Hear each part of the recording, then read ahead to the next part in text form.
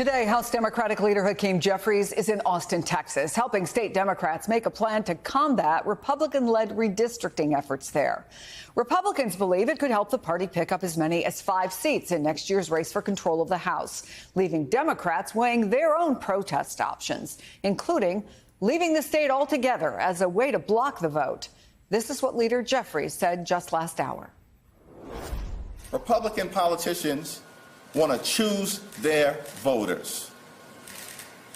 That is wrong. There is an ability for the people of Texas to make their voices heard, show up, stand up, speak up for what is right. The only way that will be brought about is if together we're able to stop the effort to gerrymander in a way that also violates the Voting Rights Act, the Texas congressional map, as part of their scheme to rig the midterm elections.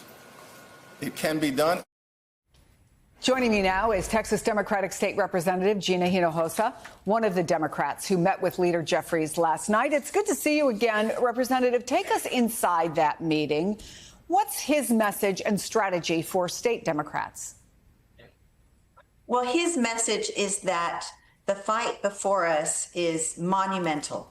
It is the difference between having a check on Trump's power for his final 2 years in office and not. We've seen the damage this president has already done to our country, to our institutions. Here in Texas, we have been given this gift to stop Trump's effort to rig the 2026 election by trying to manipulate the maps to predetermine its outcome.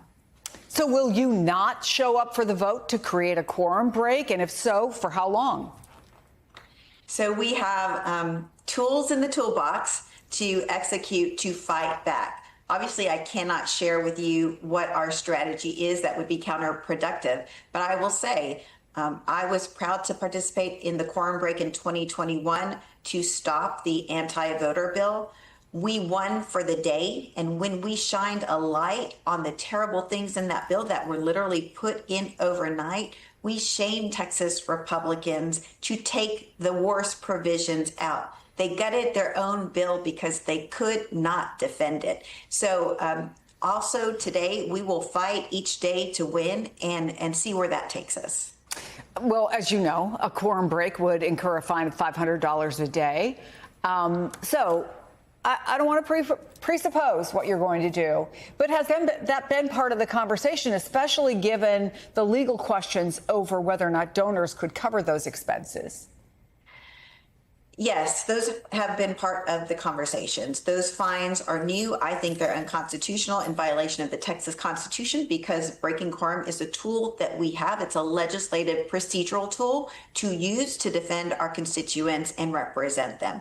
That being said, $500 a day is not a hefty price to pay to save what is foundational to our country, and that is representation. It is unacceptable that Trump would try to predetermine the 2026 midterm elections through Texas in favor of a Republican majority because he's afraid to stand up to voters. We won't let that happen, and we will fight with everything we've got to ensure that our voters and Americans are protected.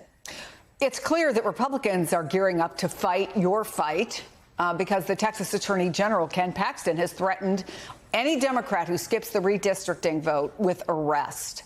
Are you prepared for it to come to that? Well, I will say this. I think Ken Paxton has legal troubles of his own that he should probably be focused on. I'm not concerned about what Ken Paxton does. I am concerned about my voters, my constituents losing their voice in the midterm election, and that is what is first and foremost on my mind. Understand what is happening today as we speak.